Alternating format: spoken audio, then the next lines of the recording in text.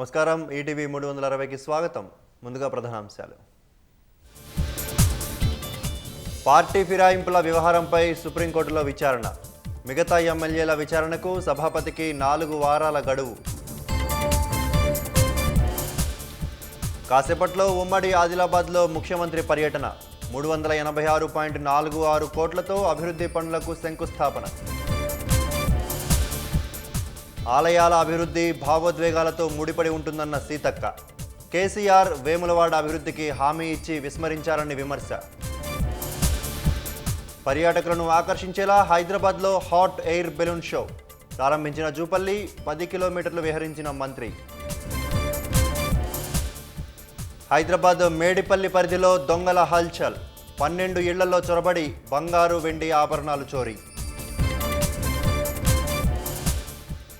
జనసంద్రోహంగా మేడారం పరిసర ప్రాంతాలు. అమ్మవార్లకు భక్తులు ముందస్తు మొక్కులు.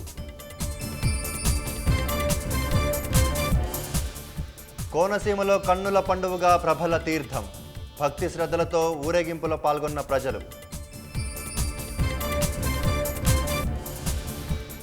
కొనసాగుతున్న ముంబై కార్పొరేషన్ ఎన్నికల ఓట్ల లెక్కింపు.